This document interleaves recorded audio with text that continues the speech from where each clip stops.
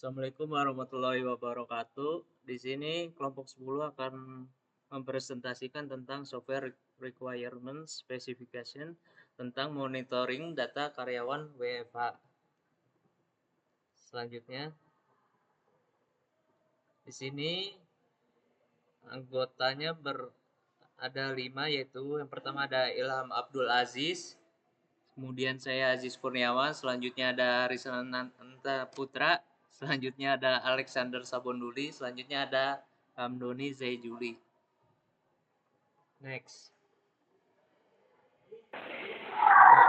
Berikut adalah kebutuhan fungsional. Kebutuhan fungsional adalah kultur yang harus dimiliki sistem agar dapat berjalan sesuai fungsinya, yaitu memiliki poin, login dan authority pengguna, dashboard admin dan staff, manajemen cuti dan penilaian kinerja, rollout menu manajemen, informasi perusahaan, data pegawai, presensi, pengkajian surat peringatan, serta data kinerja. Next. Berikut adalah kebutuhan non-fungsional. Memiliki poin seperti keamanan, ketersediaan, performa, probabilitas, dan stability dan maintainability. Next. Berikut adalah diagram business process modeling notation. Gambar diagram ini menggambarkan alur proses sistem monitoring data karyawan yang memiliki poin mulai proses dimulai ketika pengguna mengakses sistem, halaman login. Semua pengguna harus login terlebih dahulu. Yang berikut adalah penentuan peran. Setelah login, sistem menentukan apakah pengguna adalah admin atau staff. Yang berikut adalah alur proses untuk admin. Admin menjalankan tugas sebagai pengelola sistem data, yaitu kelola data karyawan, verifikasi pengajuan cuti, berikan penilaian kinerja kepada karyawan, kelola atau slip gaji karyawan. Yang kelima adalah alur proses untuk staff. Staff sebagai pengguna utama sistem melakukan mengajukan cuti, lihat hasil penilaian, lihat slip gaji. Yang terakhir adalah proses akhir. Setelah semua proses dijalankan oleh masing-masing peran, sistem menuju selesai atau end. Next.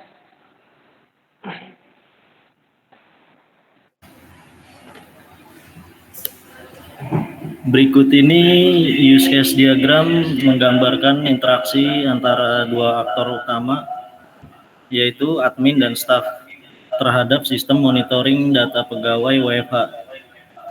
Setiap aktor memiliki akses ke sejumlah fitur sesuai dengan peran mereka. Untuk aktor admin memiliki hak akses penuh terhadap sistem dan dapat melakukan login lalu masuk ke dalam sistem menggunakan akun yang terdaftar. Yang kedua, kelola data pegawai, mengatur data karyawan seperti identitas, jabatan, divisi, dan status. Kemudian verifikasi cuti, admin menerima atau menolak permohonan cuti yang diajukan oleh staf. Selanjutnya, penilaian kinerja, admin menilai performa karyawan selama WFH. Selanjutnya, lihat hasil penilaian, admin memantau hasil penilaian yang sudah diberikan. Selanjutnya, lihat slip gaji, admin mengakses slip gaji untuk keperluan monitoring. Selanjutnya, lihat riwayat cuti, admin melihat data histori cuti seluruh karyawan. Selanjutnya, aktor staff.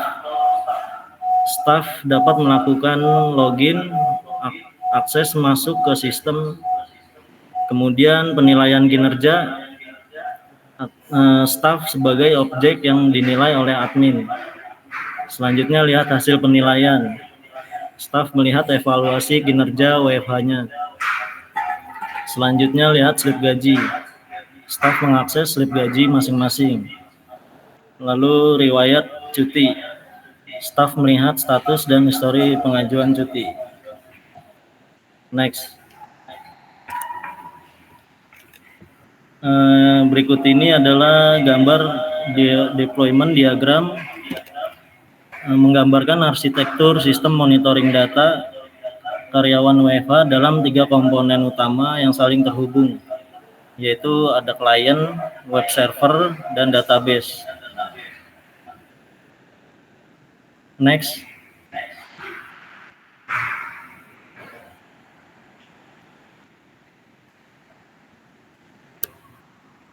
Selanjutnya, gambar komponen diagram menunjukkan struktur komponen utama dari sistem monitoring data karyawan WFH.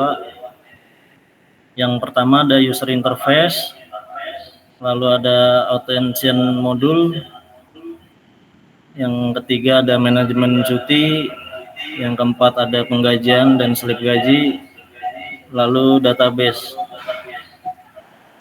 Next.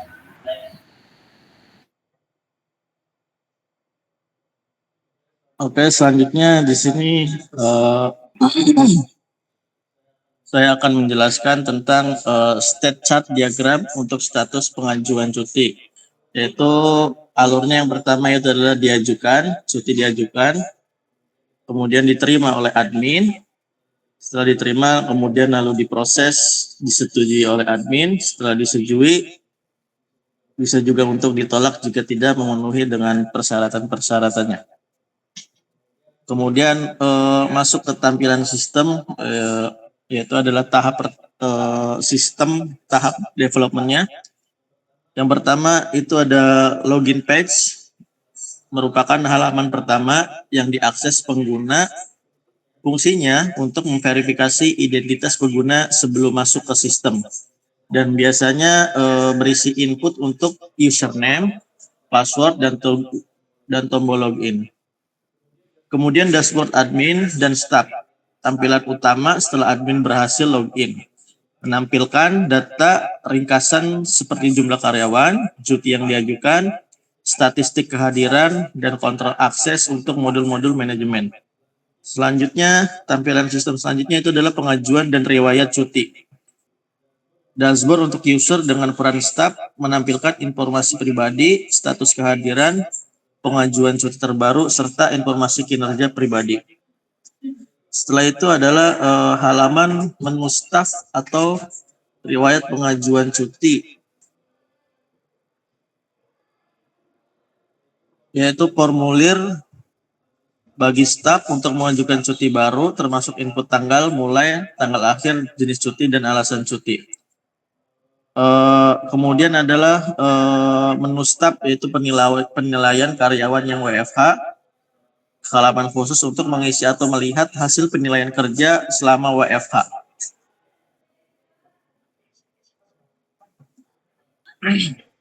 Selanjutnya juga ada menampilkan halaman data jabatan, yaitu daftar jabatan yang tersedia di perusahaan, termasuk deskripsi dan level jabatan.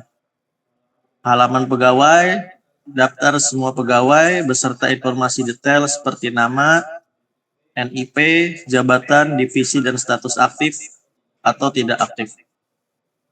Halaman data divisi menampilkan daftar divisi atau departemen dalam organisasi, termasuk nama divisi, kepala divisi, dan jumlah anggota. Kemudian juga ada halaman data gaji, yaitu data tunjangan berisi informasi gaji dan juga tunjangan yang diterima oleh karyawan, dapat dilihat per bulan atau per individu. Kemudian ada juga data gaji atau slip gaji, yaitu halaman yang menampilkan rincian slip gaji untuk karyawan, termasuk komponen gaji, potongan, dan juga total yang diterima oleh karyawan. Kemudian ada halaman surat peringatan, halaman ekspor data kinerja. Selanjutnya, arsitektur sistem berbasis web service, yaitu untuk back-end-nya menggunakan Laravel, teknologi yang digunakannya, kemudian untuk database-nya menggunakan MySQL dan juga JSON format dengan HTTP. Next.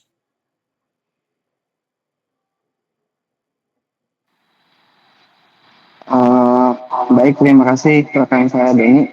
Untuk fragmentasi basis data, di sini ada beberapa variabel jenis fragmentasi dan juga keterangannya. Variabel pertama yaitu pegawai. Pegawai itu data pegawai dikelompokkan per divisi, misalnya IT, HR, atau marketing. Di sini ada jenis fragmentasinya horizontal.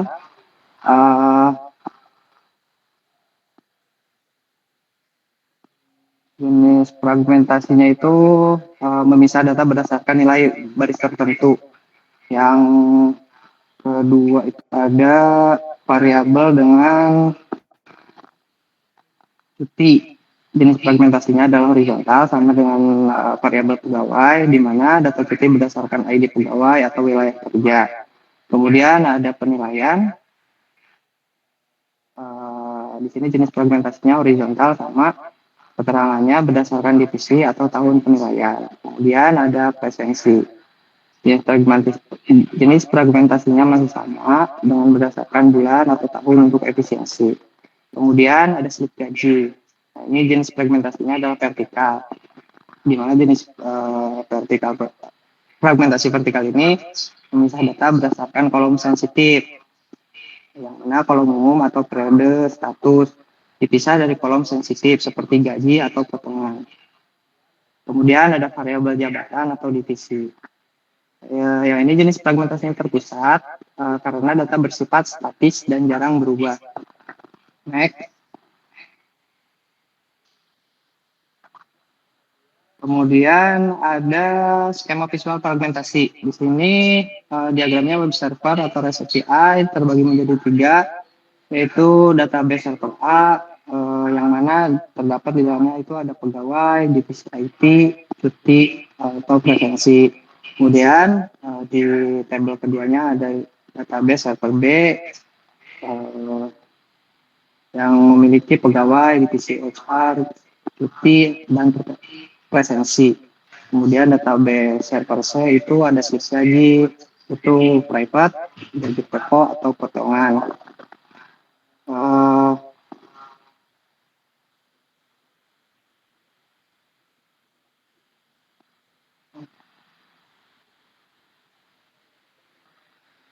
Kemudian sebagai penutup, RESTful API mendukung modularitas dan integrasi.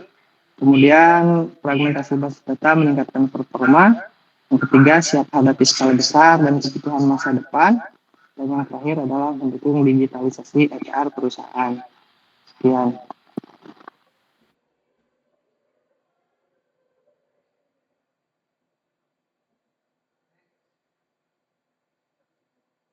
Sekian dari presentasi PPT dari kelompok kami. Selanjutnya kami akan menjalankan programnya secara langsung.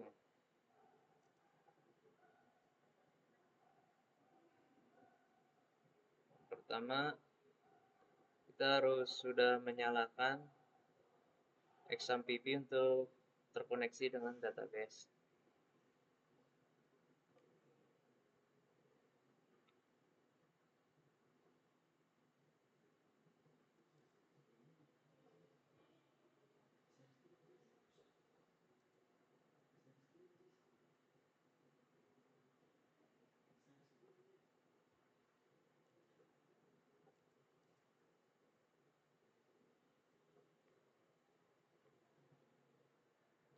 Di sini nama database-nya yaitu monitoring WFH. Di sini sudah saling terhubung dengan satu yang lain. Selanjutnya kita bisa jalankan programnya.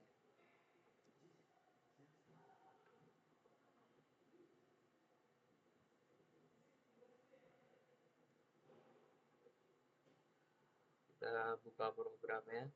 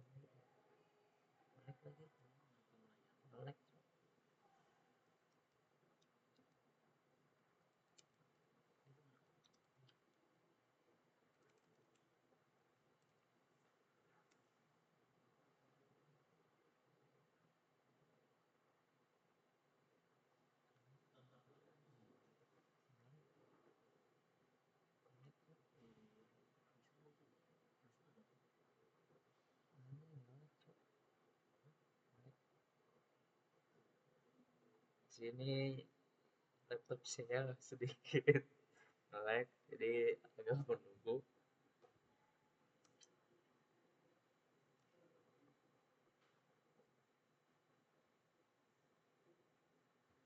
Kita copy TTP-nya terlebih dahulu.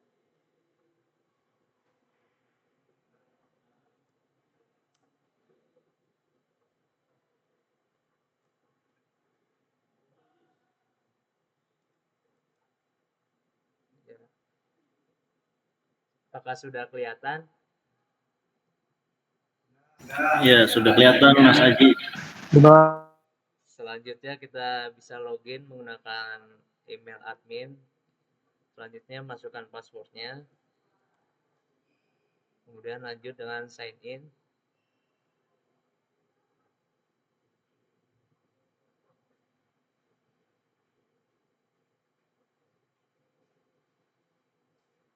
Baik, di halaman pertama di sini terdapat dashboard admin yang berisikan data sistem informasi untuk monitoring pegawai WFH.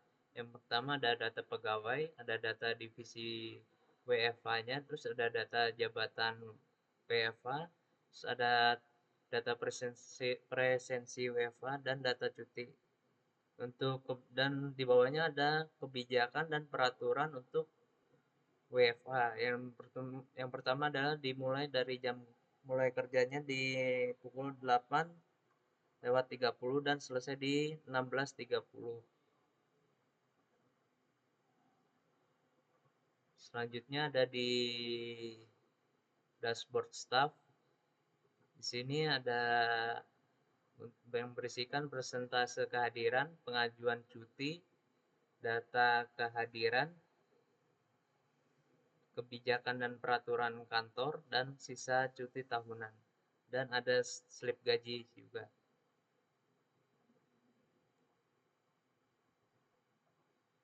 Selanjutnya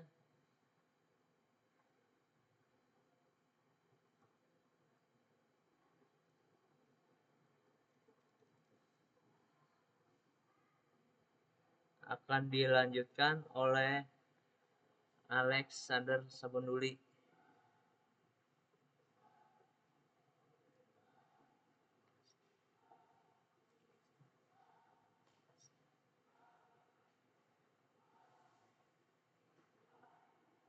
Silakan Alex untuk menjelaskan menu staff.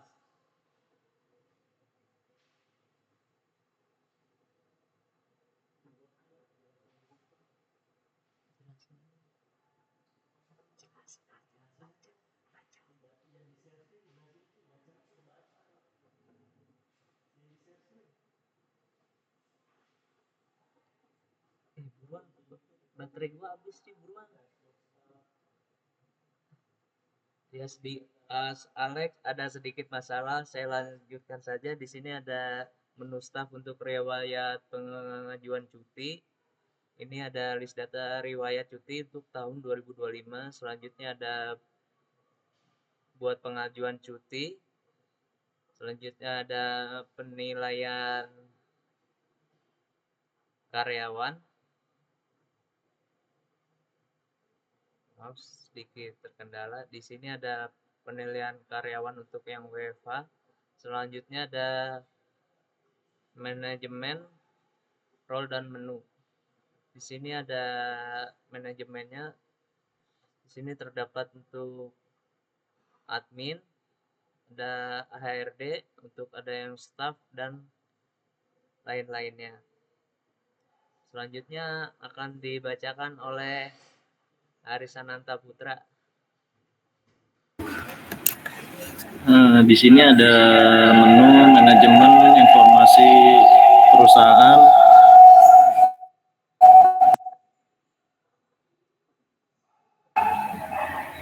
Di sini terdapat informasi perusahaan seperti nama perusahaan, lalu nomor telepon, email perusahaan, lalu ada alamat perusahaan, dan juga yang terakhir ada logo dari perusahaan tersebut. Selanjutnya ada menu kebijakan cuti dan jam kantor. Untuk menu kebijakan cuti ini jam mulai WFH pada pukul 8.30, jam selesai WFH pada pukul 16.30. Lalu batas cuti tahunan itu 12 hari, batas cuti bersama 12 hari. Lalu tampil juga untuk syarat lama kerja untuk cuti tahunan. Selanjutnya ada menu data pegawai. Di sini terdapat list menu data pegawai yang melakukan WFH. Selanjutnya ada menu data jabatan. Di menu data jabatan ini terdapat list karyawan dengan jabatan dan slip gaji.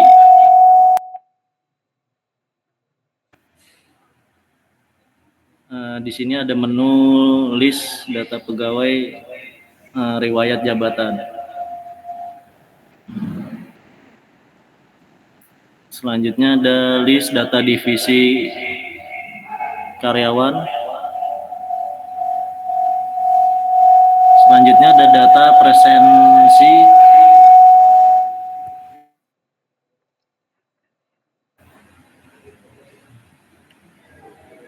Di sini ada data list presensi WFH karyawan.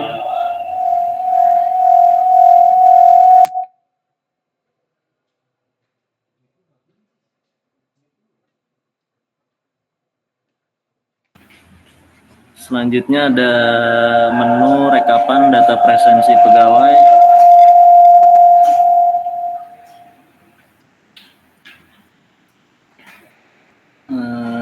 Di sini menu data cuti karyawan WFH yang mengambil cuti.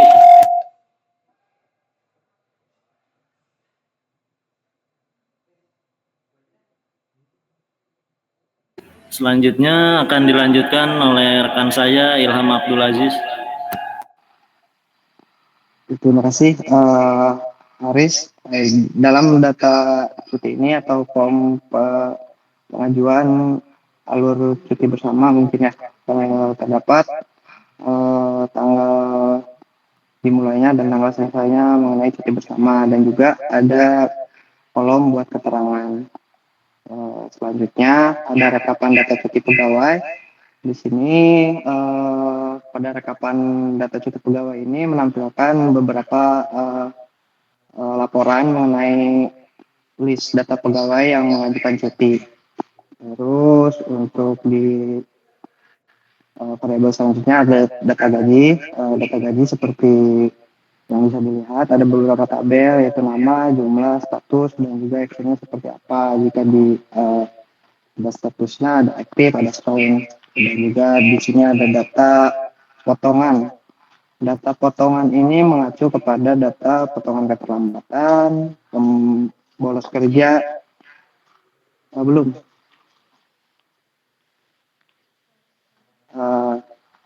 Ini balik dulu.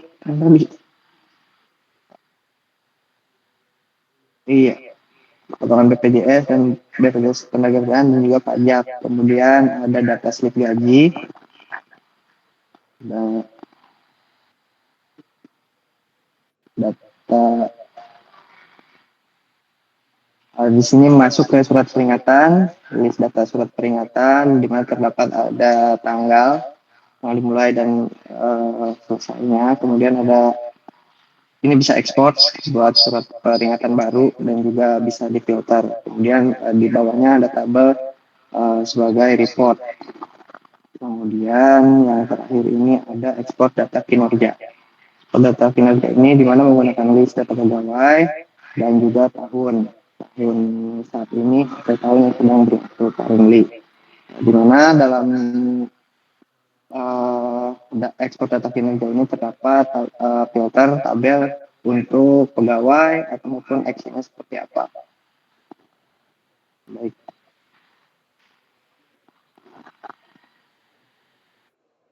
Sekian dari kelompok 10 untuk sistem monitoring. Sekian dari saya, terima kasih.